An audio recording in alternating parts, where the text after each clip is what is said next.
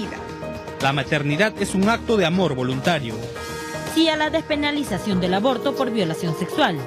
Ellas no tienen la culpa de haber sido violadas. ¿Por qué debería despenalizarse el aborto por violación sexual?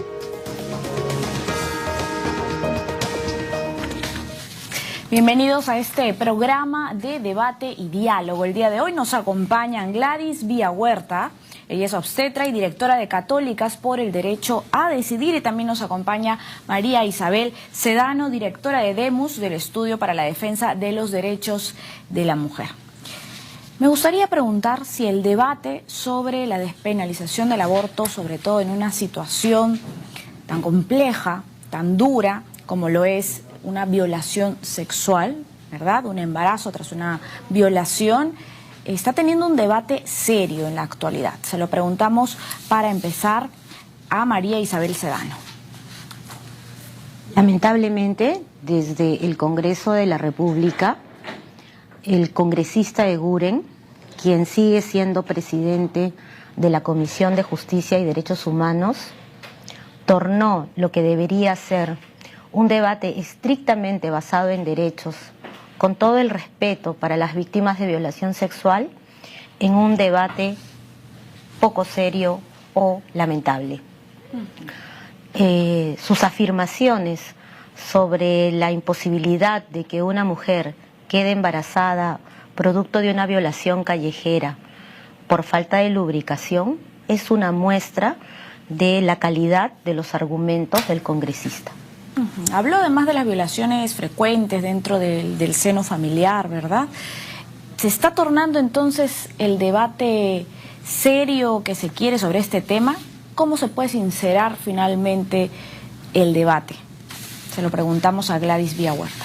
Generalmente, el debate, como bien lo ha señalado Miek, se ha basado en argumentos y percepciones de fe, donde algunos de los y las legisladoras han argumentado desde una postura religiosa, más no basada en evidencia científica, en indicadores de salud pública, en el marco de los derechos humanos, ¿no? Entonces, definitivamente ha sido un debate bastante injusto, imparcial, y tenemos algunas declaraciones, por ejemplo, de algunos congresistas que, por ejemplo, no podían descristalizar el debate porque el 85% de la población era cristiana, ¿no? Entonces, con argumentos de este tipo se ha llevado a cabo el debate del proyecto de despenalización del aborto por causal de violación. Es decir, que se ha dejado de lado este principio de laicidad, ¿verdad? Teniendo en cuenta que Perú es un país laico.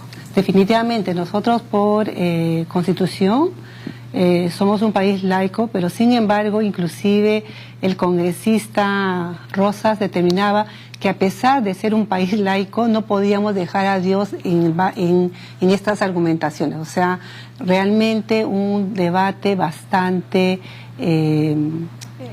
imparcial, bastante con falta de argumentos serios para que pueda tener también una reflexión a nivel no solo de los legisladores, también a nivel del público, ¿no? ¿Por qué se debería despenalizar el aborto cuando existe esta causal? Solo quería precisar que estamos en un país probablemente en un gran porcentaje católico y actualmente hasta cristiano, ¿no? Claro. Sin embargo, lo que queremos resaltar es que estamos en un estado laico, ¿no? De acuerdo a nuestra Constitución, ¿no? ¿Por qué despenalizar el aborto por violación sexual? Porque si criminalizamos a la mujer que decide interrumpir su embarazo producto de una violación, estamos doblemente violando sus derechos, ¿no? En primer lugar, se le viola sus derechos producto de la violación sexual. Y en segundo lugar, al criminalizar su decisión de interrumpir un embarazo, se está desconociendo nuevamente la capacidad que tiene la mujer de tomar decisiones sobre su vida reproductiva. Se le está imponiendo un embarazo forzado, una maternidad forzada. Nosotras consideramos que eso atenta contra su dignidad humana, que es un trato cruel, inhumano y degradante, que niega la posibilidad de que la mujer decida, que es la base de la campaña Déjala Decidir, que es la impulsora del proyecto de ley para despenalizar el aborto por violación sexual. El proyecto de ley no obliga a una mujer a abortar si ella no lo desea, probablemente basada en sus convicciones ético-morales, religiosas, sus decisiones de vida. Pero lo que sí le da la oportunidad a quien sí desea interrumpir un embarazo producto de una violación sexual, para que no sea investigada policialmente, denunciada, acusada fiscalmente, para que no tenga que pasar por un proceso de estigmatización social, de revictimización en el sistema de justicia. Probablemente las mujeres no lleguen a la cárcel, pero todo el proceso de denuncia, investigación, acusación y hasta juicio les va a causar muchos más traumas a estas mujeres que finalmente no tuvieron la culpa de ser violadas ni de quedar embarazadas producto de ello. ¿Cuáles son los fundamentos de Católicas por el Derecho a Decidir? Gladys Villahuerta, usted es obstetra, es directora, ¿verdad?, de Católicas por el Derecho a Decidir, y quienes nos están viendo seguramente podrían creer que hay una incongruencia. ¿Cuáles serían sus fundamentos en este tema? Nosotros, desde la institución, promovemos la ciudadanía de las mujeres, pero con esa libertad de que ellas puedan decidir sobre sus cuerpos, sus vidas y sobre sus sexualidades, ¿no?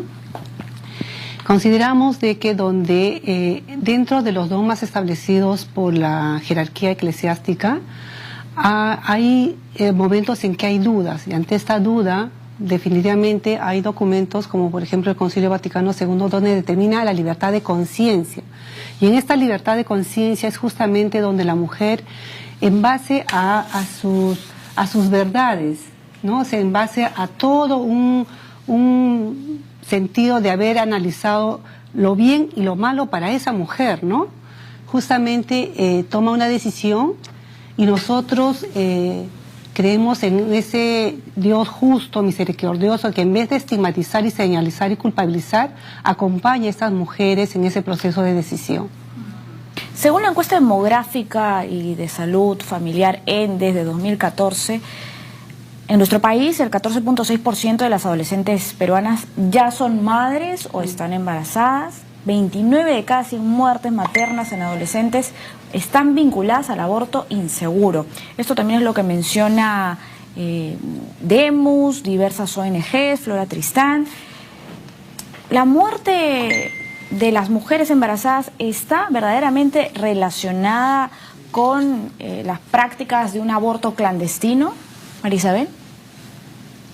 Bueno, sí. La mortalidad, una de las causas de mortalidad materna, de las primeras 5 causas de mortalidad materna en el Perú, son los abortos inseguros, los abortos clandestinos, ¿no? Y además la primera causa de mortalidad materna en realidad son las hemorragias, y las hemorragias en su mayoría probablemente producto de abortos incompletos, ¿no? Abortos que también han sido llevados a cabo en la clandestinidad, ¿no? Entonces es un grave problema de salud pública, ¿no? Y por lo tanto también se debe garantizar que las mujeres que se ven expuestas a esta situación puedan tener la atención de la salud debida, ¿no? Una decisión informada, dice usted. Que sea una decisión informada, que sea una decisión además amparada con todos los servicios integrales de salud. Claro, y el proyecto de ley también propone ello, ¿eh? El proyecto de ley de la campaña Déjala Decidir también establece que se debe tomar como una medida de política pública la atención integral a las víctimas de violación sexual, que resulten embarazadas y que deseen seguir con sus embarazos, y también a las que deseen abortar, ¿no? O sea, también como parte de esos servicios integrales vendría a ser no solo la consejería médica, sino la consejería psicológica. Cabe señalar que el Ministerio de la Mujer y Poblaciones Vulnerables tiene un programa denominado Vidas, ¿no?, para aquellas mujeres que son víctimas de violación sexual y que desean continuar con sus embarazos, ¿no? Entonces nosotras queremos que haya una igualdad también de trato para con las mujeres que deciden interrumpir su embarazo y que necesiten de servicios médicos, de servicios psicológicos para que puedan rehacer sus vidas. Gladys, esta medida, este proyecto de ley, esta iniciativa, ¿es a favor de la vida o en contra de la vida?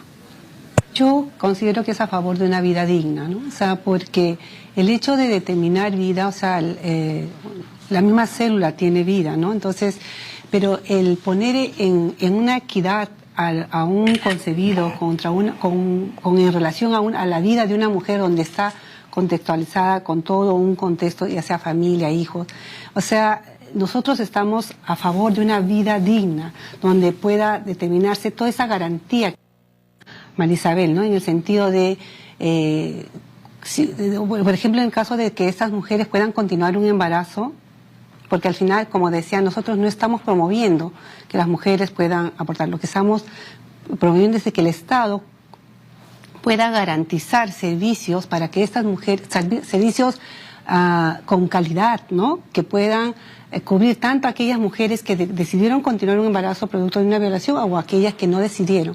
Por lo tanto, sí, nosotras estamos a favor de una vida digna realmente, ¿no? ¿Existe empatía cuando se habla de violación sexual, cuando se habla de mujeres que han sido agredidas sexualmente por sus parejas o por sus padres o por sus hermanos, por ese entorno familiar del que comentábamos? ¿Verdaderamente alguien se pone en los zapatos de esa mujer agredida? Usted, por ejemplo, en el DEMUS, ¿qué casos puede ver o ha visto a lo largo de su experiencia, de su trayectoria en el trabajo con las mujeres, ¿no? ¿Cómo es este trauma? ¿De qué manera impacta en la vida de las mujeres? Creo que la campaña Déjala Decidir ha colocado en la agenda pública, en el debate público, el problema de la violencia sexual y su necesidad de prevenirla y su necesidad de hacer justicia, ¿no? Actualmente el Ministerio Público investiga unas 53 violaciones sexuales diarias, ¿no?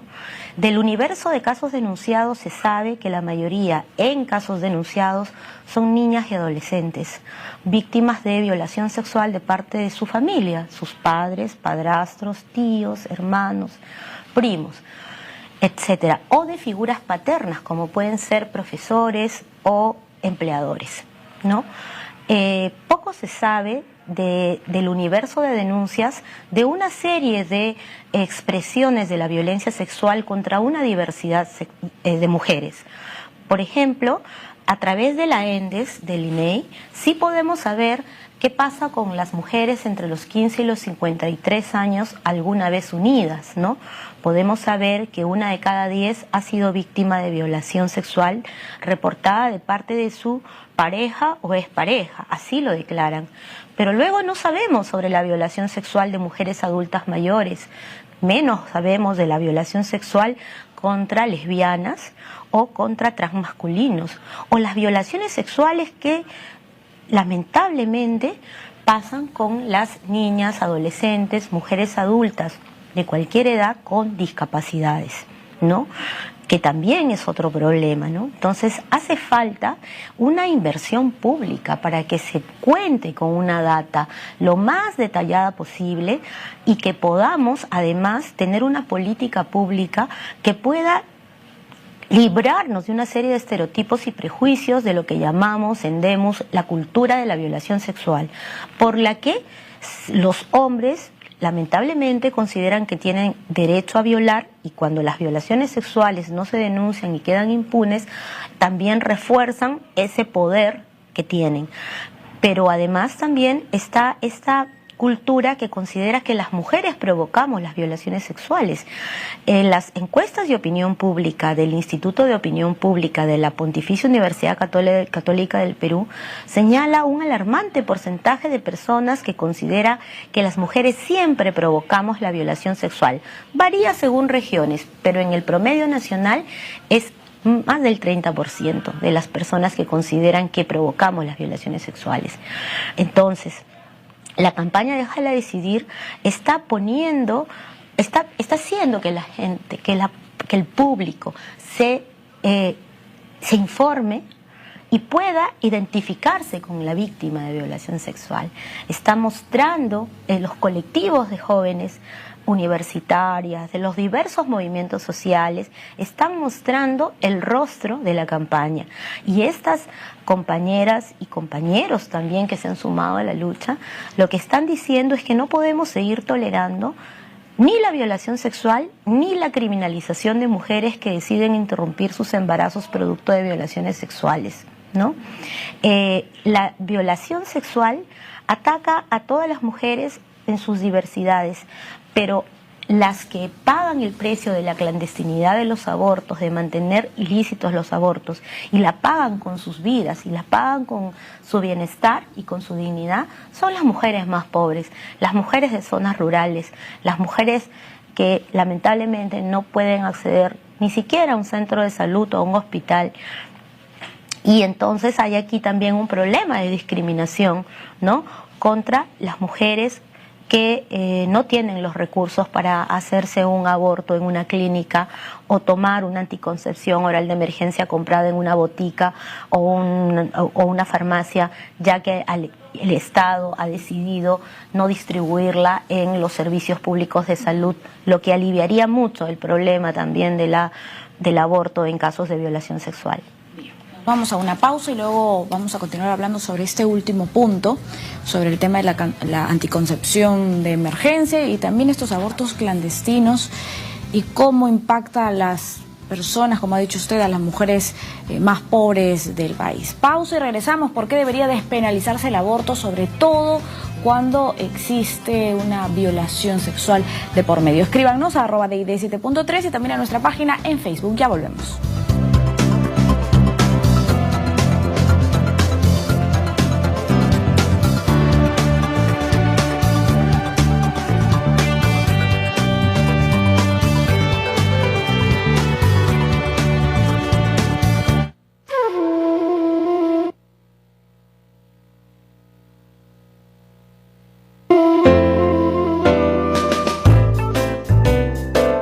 Letra de Fuego, con Raúl Tola.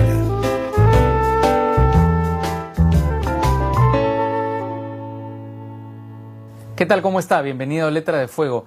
El día de hoy nos acompaña María Luisa del Río, que ha presentado Parece una agonía, un libro que agrupa sus crónicas más personales.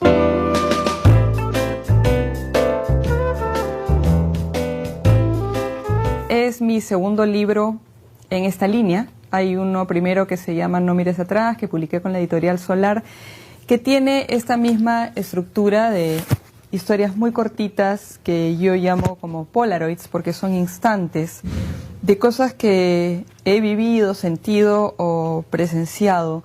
No soy una autora de ficción. Como periodista quizás tengo el defecto, entre comillas, de ocuparme siempre de la no ficción. Me gusta la realidad, me gusta conmover con lo que me ha conmovido, me gusta compartir lo que me hace mejor persona o lo que me impacta. Es un libro muy personal, yo le tengo mucho cariño y me encantaría que si lo leen sientan esa identificación, porque creo que los temas que están en el libro son absolutamente humanos y compartibles y de todos, ¿no? Todos tenemos miedo, todos somos vulnerables, todos nos enamoramos, a todos se nos rompe el corazón, todos fallamos como madres, como padres, como hermanos, como profesionales y como todo. No es un libro que trata de demostrar éxitos ni proezas, sino más bien que quizás cala en mi lado más vulnerable y humano, ¿no?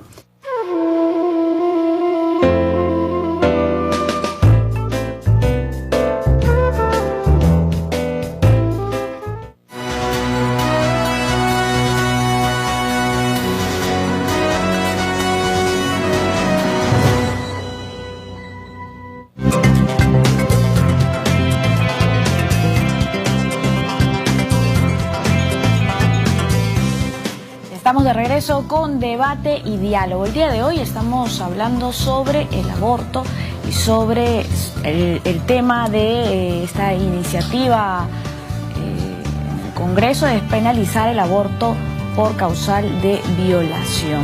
Nos acompaña el día de hoy Gladys Villahuerta, obstetra y directora de Católicas por el Derecho a Decidir, y también María Isabel Sedano, directora de DEMUS, del Estudio para la Defensa de los Derechos de la Mujer. Antes de continuar con esta conversación, vamos a presentar un informe sobre el tema. Adelante.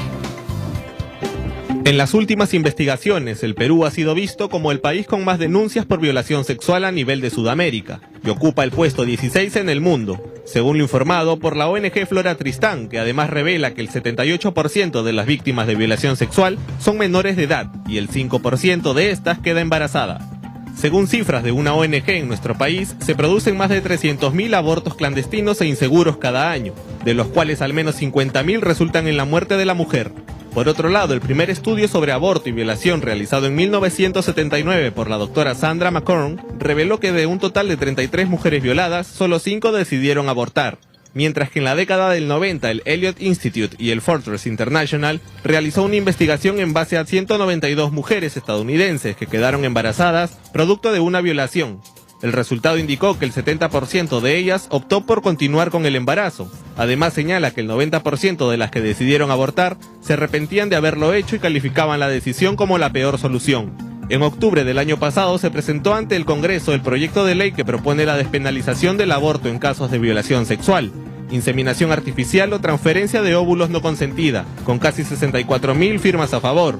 A pesar que fue archivada por la Comisión de Justicia en mayo pasado, aún está pendiente su debate en la Comisión de Constitución. Bien, hemos escuchado en el informe que el 78% de las víctimas de violencia sexual son menores de edad y el 5% de estas queda embarazada. Y me viene a la mente además el caso de esta niña paraguaya de tan solo 10 años que había sido abusada por su padrastro, si mal no recuerdo, y bueno, la pequeña en realidad está siendo obligada a tener al niño, ¿no? ¿Cuántas niñas en nuestro país padecen de esta misma situación y luego son revictimizadas? Porque además, según la legislación, existen penas de varios meses, ¿no?, para las mujeres que interrumpen su embarazo, y incluso si esta es a causa de violencia sexual. María Isabel Sedano, abogada directora de DEMUS. Sí, no existe una data oficial contundente para poder afirmar cuántas niñas y adolescentes son víctimas de violación sexual y quedan embarazadas. La data más oficial, más potente, la tiene el Ministerio de la Mujer y Poblaciones Vulnerables, que a través de sus centros de emergencia mujer atiende por lo menos unos 40.000 o hasta 50.000 casos de violencia contra las mujeres, niñas, adolescentes, adultas. Del universo de estos casos que son violaciones sexuales, la tercera parte de los casos reportados, luego de las violaciones, lamentablemente se generaron embarazos forzados, ¿no? Embarazos no deseados, y consideramos embarazos forzados porque probablemente no tuvieron la oportunidad estas niñas y adolescentes de tomar una decisión, ¿no? Hace un momento nos preguntaban sobre el impacto en la vida de estas niñas, ¿no? Nosotras estamos defendiendo el derecho a la vida digna, como ya lo señaló Gladys, al proyecto de vida de estas niñas y adolescentes, y en realidad de toda mujer que resulte embarazada producto de una violación sexual. Además del gran riesgo que corre su vida cuando se ven expuestas a abortos clandestinos, está todo lo que llamamos proyecto de vida, que es lo que hubieran sido si lamentablemente no hubieran sido violadas y lamentablemente el Estado no les hubiera impuesto un embarazo no deseado, ¿no? Las mujeres tienen derecho a poder realizarse plenamente, a tomar decisiones sobre su vida sexual y reproductiva, y tienen derecho a una vida libre de violencia, ¿no? No pueden su salud mental, su salud física y hasta su vida estar en grave peligro producto de mantener criminalizado este tipo de abortos. Pero pueden ser denunciadas además las mujeres o niñas que se han sometido a un aborto clandestino. según nuestra legislación. Claro, existen diferentes la tipificación penal reconoce varios tipos de aborto, ¿no? Pero sí, cuando una mujer adulta aborta, se provoca un aborto, puede tener hasta 2 años de pena privativa de la libertad y también trabajo comunitario, de 54 jornadas o 52 jornadas de trabajo comunitario, ¿no? En casos de violación sexual, se produce algo que demuestra cómo el machismo también está en las leyes, ¿no? Cuando una mujer es soltera, la violan y aborta, la pena va a ser de 3 meses de pena privativa de la libertad. Si una mujer está casada, la violan y aborta, la pena puede llegar hasta 2 años. ¿Por qué ese trato diferente? ¿Por qué? Porque lamentablemente para las y los legisladores del Código Penal del 91 todavía había una idea de que las mujeres casadas tienen el deber de ser madres y por lo tanto si abortan es una pena mayor, ¿no? Entonces esos rezagos machistas de nuestro Código Penal que deberían ser erradicados en la actual reforma del Código Penal en el Congreso. Lamentablemente, el dictamen en mayoría de la reforma del Código Penal considera penas aún mayores en casos de los diferentes tipos de aborto, ¿no? Bien. Y considera que las mujeres mantiene como ilícito el aborto por violación sexual, imponiéndole a las mujeres lo que sería una pena de trabajo comunitario. Una mujer es violada, una mujer tiene que pasar por un aborto clandestino, poniendo en peligro su vida. Una mujer que lo realiza en esas condiciones va a tener una serie de traumas que superar, porque si los realizara en condiciones adecuadas, la psiquiatría, las psicólogas, los psicólogos afirman que no habría problema, ¿no? Entonces, y encima va a tener que hacer jornadas de trabajo comunitario para la sociedad. Esta perspectiva que la abogada María Isabel Sedano nos ha dicho es una perspectiva machista, va en contra de los derechos humanos, de los derechos sexuales y reproductivos de las mujeres. Gladys Vía, ¿cuál es su posición? Definitivamente, o sea, dentro de todo esta cultura patriarcal y machista, o sea, determina que el destino natural de la mujer es ser madre, ¿no? O sea, y siempre la sexualidad ha estado unido a lo reproductivo.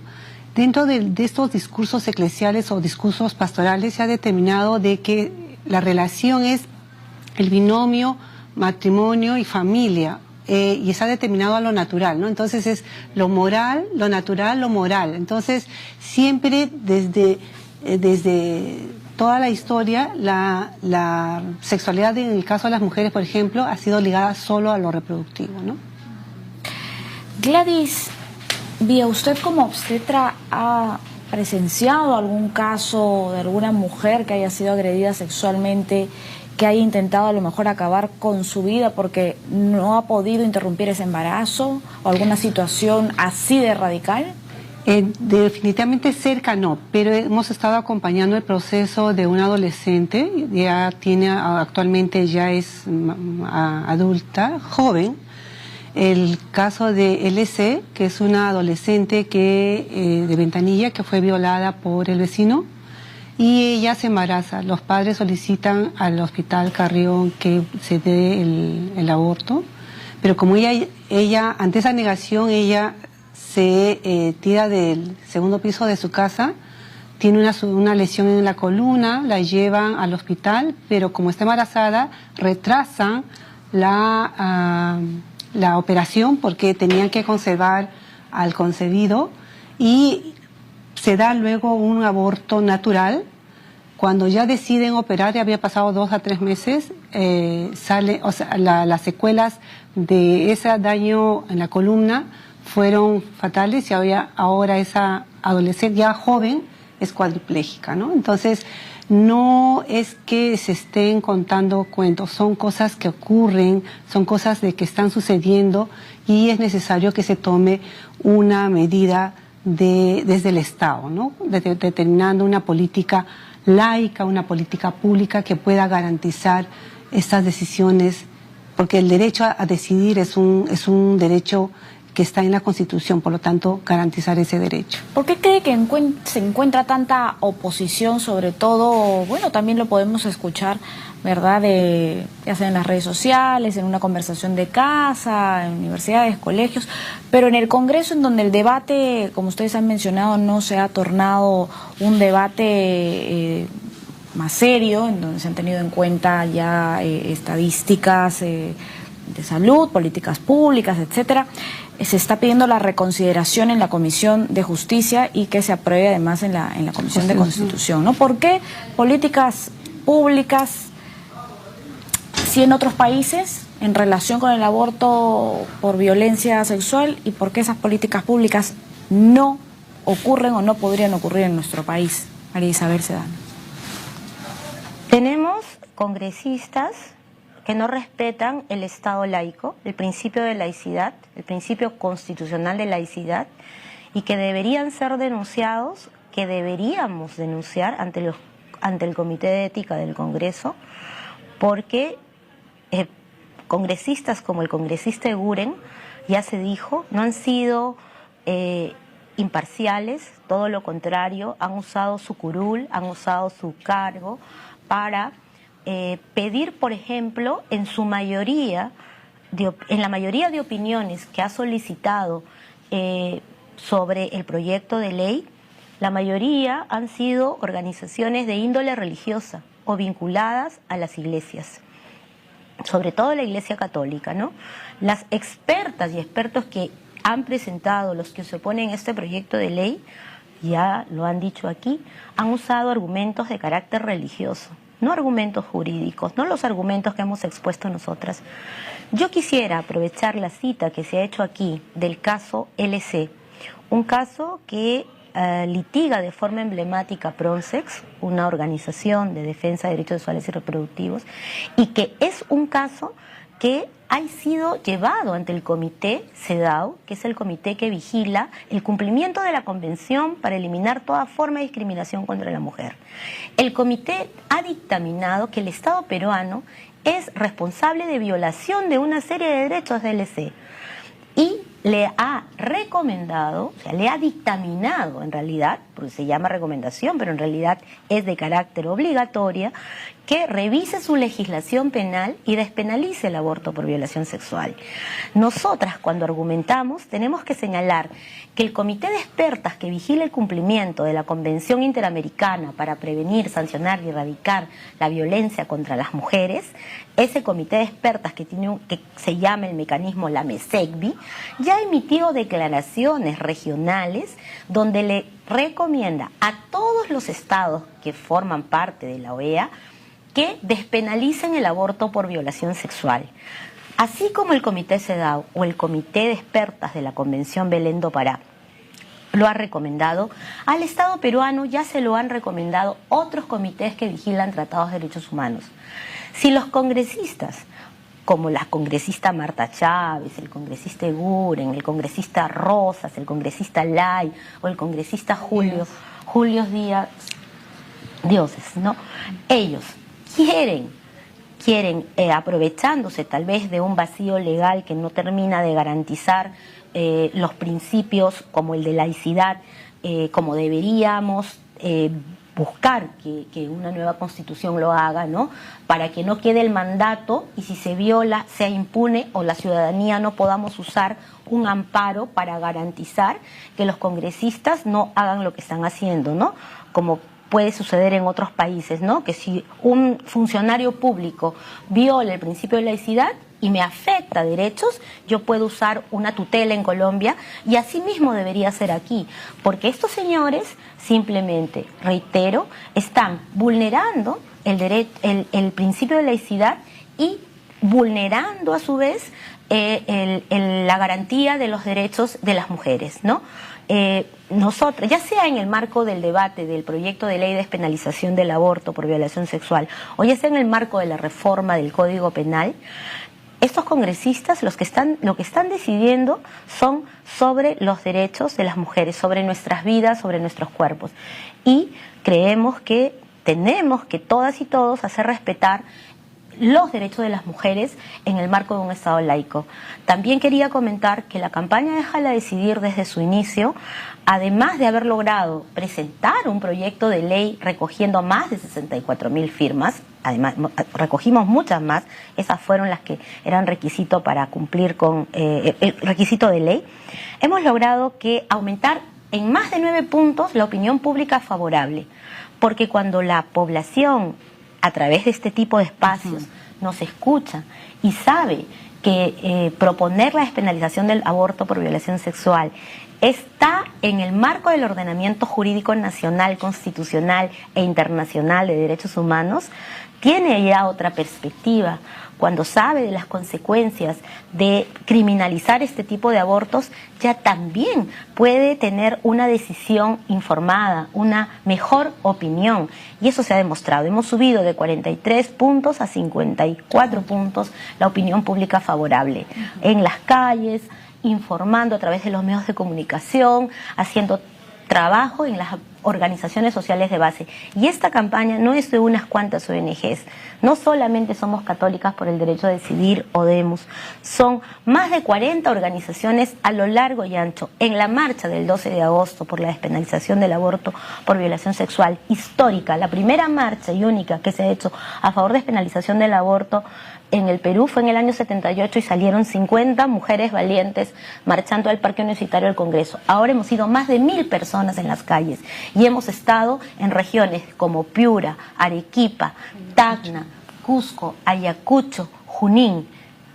Todas las mujeres de todos los gremios, de todos los movimientos, de todas las fuerzas sociales y políticas que creemos en el derecho a decidir de las mujeres, hemos salido a la calle y lo vamos a seguir haciendo.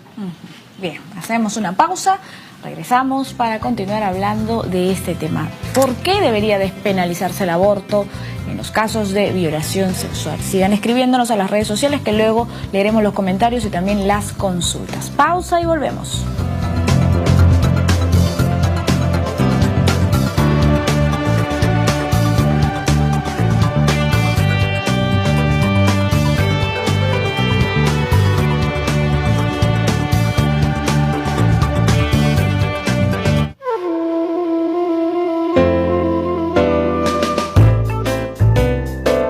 Letra de Fuego, con Raúl Tola.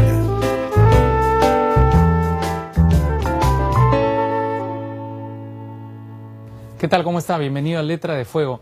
El escritor Pedro Llosa nos recomienda El matrimonio de los peces rojos, de Guadalupe Nettel, un libro de relatos que ha causado un gran impacto en habla hispana.